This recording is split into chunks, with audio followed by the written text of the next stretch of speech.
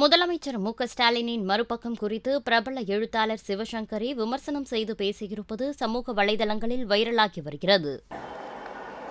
முதலமைச்சருடைய அரசியல் செயல்பாடுகள் சிந்தனை குறித்து என்னை விட உங்களுக்குலாம் ரொம்ப நல்லா தெரியும். ஆனால் அவருக்கு மறுபக்கம் என்று ஒன்று இருக்கிறது அல்லவா? அது என்ன மறுபக்கம்? இந்திரா காந்தி அவர்கள் பிரதம மந்திரியாக இருந்தபோது 72-73 உலக அளவில் போற்றும்படி இருந்தாங்க. ஏன்னா பங்களாதேஷ் அப்போ அதை யூனிலேட்ரல் டிக்ளரேஷன் பண்ணியிருந்தாங்க.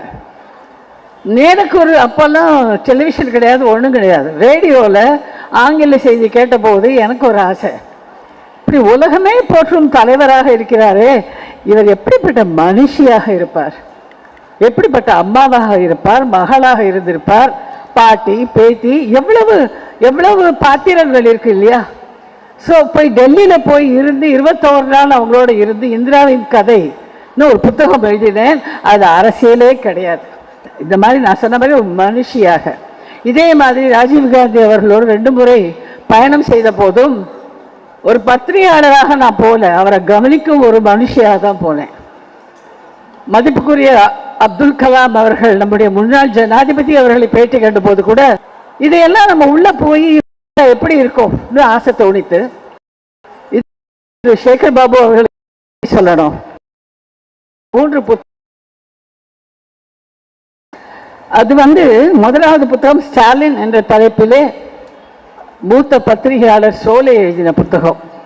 2வது உங்களில் ஒருவன் என்று தன் வரலாற்றை முதல்வர் அவர்கள் எழுதின முதல் பாகம். 3வது ரொம்ப ரொம்ப முக்கியமான புத்தகம், 800 பக்கங்கள் கொண்ட அவரும் நானும் என்கிற துர்கா ஸ்டாலின் அவர்கள் எழுதிய ஒரு அருமையான புத்தகம். இது ஸ்டாலின் அவர்கள் வளர்ந்த பிறகு மரத்தை பிடுங்கி இன்னொரு இடத்துல நடுறாங்களே, அந்த மாதிரி இல்லை. அம்மாவோட கருவில் இருக்கச்சியே அவருக்கு அரசியல் பற்றின விதை அவருக்குள்ள ஊன்றப்பட்டு விட்டது. அப்புறம் இலை இலையாக துளிர்த்து பல இன்னல்களை சந்தித்து இன்னைக்கு ஒரு மாபெரும் ஆலமரமாக அவர் இருக்கிறார். இது இவருடைய அரசியல் பற்றி, அவருடைய திட்டங்கள் பற்றி, நல்ல செயல்பாடுகள் பற்றி எல்லாம் கவிதா அவர்கள் கூட பேசினாங்க. உங்களுக்கு எல்லாருக்கும் நல்லா தெரியும். ஆனால் திருப்பி நான் சொல்றேன், அவர் ஒரு மனிதராக, நம்ம எல்லாருக்குமே பாத்திரங்கள் உண்டு. பிறந்த உடனேயே யாருக்கோ மகள், மகன், சகோதரி, சகோதரன், மருமகன், பேரன், அந்த மாதிரி எல்லாம் உறவுகள் பிறந்த உடனே வந்துடுறது. நம்ம வளர வளர மாணவன், ஆசிரியர், நண்பர்கள், அதுவும் வளர வளர கல்யாணமான பிறகு கணவன், மனைவி, மாமனார், மாமியார், குழந்தைகள், தகப்பன் என்ற இந்த மாதிரி பல பாத்திரங்கள் நம்ம எல்லாருக்குமே இருக்கு. அந்த மாதிரி முதலமைச்சரை பார்த்தபோது பல பாத்திரங்கள். ஆனால் அதெல்லாம் பற்றி பேச நேரம் இல்லை. 3 பாத்திரங்கள் பற்றி மட்டும் அவருடைய அந்த ரோல்ஸ் என்று ஆங்கிலத்தில் சொல்வார்கள். ஒரு மகனாக, ஒரு கணவனாக, ஒரு அப்பாவாக நான் பார்த்து ரசித்து தெரிந்து கொண்டு சிலிர்த்த சில விஷயங்களை உங்களோடு நான் பகிர்ந்து கொள்ள விரும்புகிறேன். பத்திரிகையாளர் சோலை எழுதிய ஸ்டாலின் என்ற புத்தகம் ரொம்ப என்னை பாதிச்சது. அதாவது 23 வயசு, கல்யாணம் ஆகி 5 மாதம், புது மனைவியை நேருக்கு நேர் கூட பார்த்து பேச வாய்ப்பு கிட்டாத அந்த சந்தர்ப்பத்தில் மீசா கைதியாக உள்ள போய் சாலிட்டரி செல் என்று சொல்லக்கூடிய அந்த தனிமையான அந்த சிறை அறையிலே கொட்டை, அது சாலிட்டரி செல்னா எப்படி இருக்கும் தெரியுமா? நீங்களா யாராவது ஒருத்தர் கற்பனை பண்ணி பாருங்க, கதவை மூடிட்டாங்கன்னா கீழாக கூட உள்ள வெளிச்சம் வராது.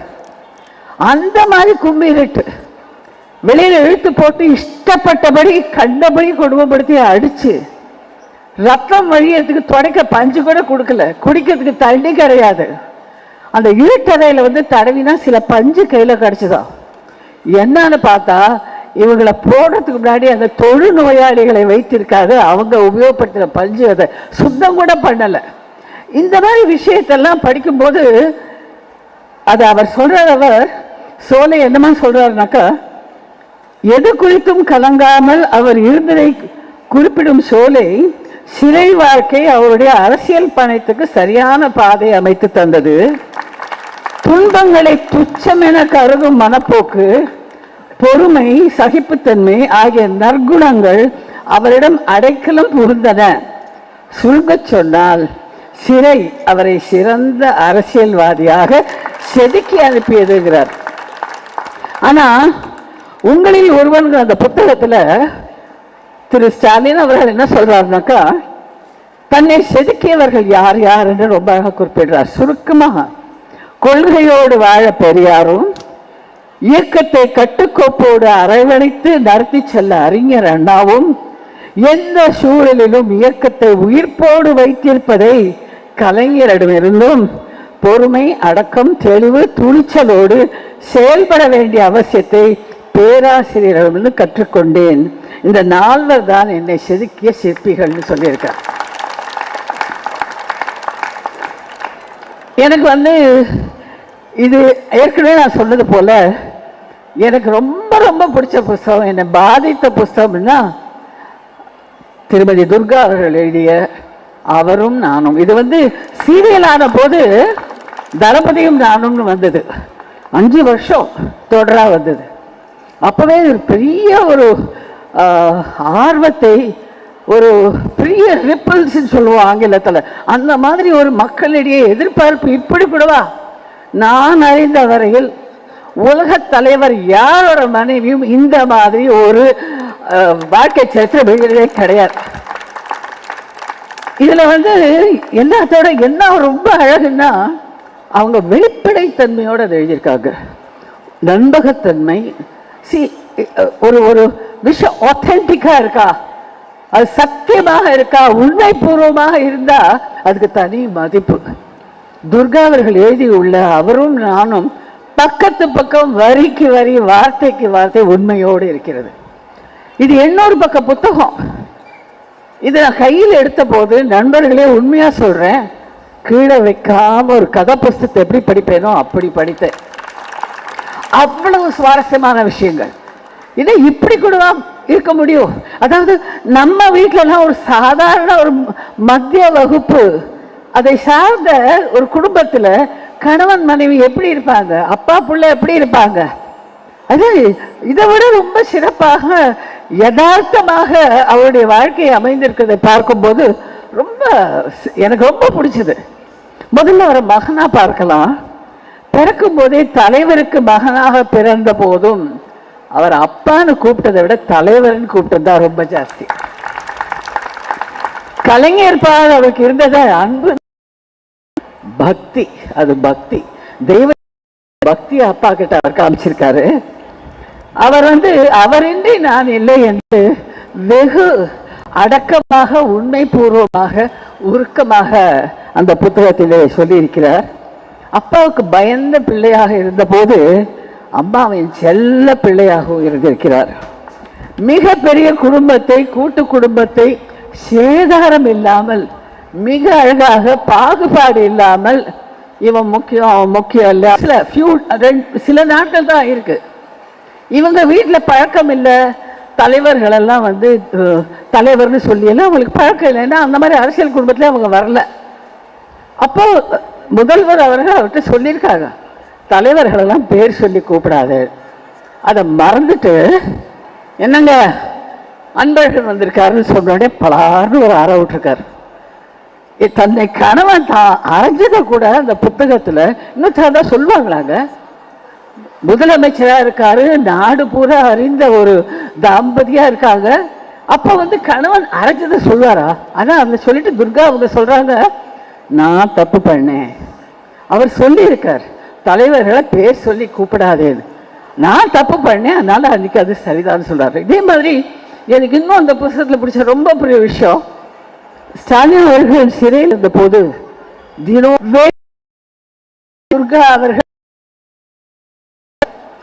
எவ்வளவு பெரிய திண்மை, மனைவியோட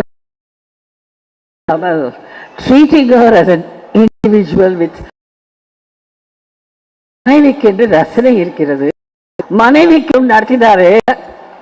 இந்த புத்தகங்களை முக்கியமாக அவரும் நானும் இந்த புத்தகத்தை எனக்கு கொடுத்து பல வித்தியாசமான நுணுக்கமான என்னை மகிழ்வித்து கைத்தட்ட வைத்த பல அனுபவங்களை அவரை பார்த்து புரிந்து கொள்வதற்கு எனக்கு வாய்ப்பு தந்தது திரு சேகர் பாபு அவர்கள் தான்.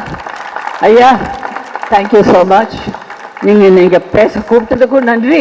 எனக்கு அந்த புத்தகங்கள் எல்லாம் கொடுத்து நமது முதல்வரை வெவ்வேறு கோணங்களில் இருந்து பார்த்து புரிந்து கொண்டு பாராட்ட மகிழ எனக்கு நீங்கள் வாய்ப்பு தந்ததற்காக நன்றி. செய்திகளை உள்ளது உள்ளபடி தெரிந்து கொள்ள ரெஃப்ளெக்ட் நியூஸை சப்ஸ்கிரைப் பண்ணுங்க.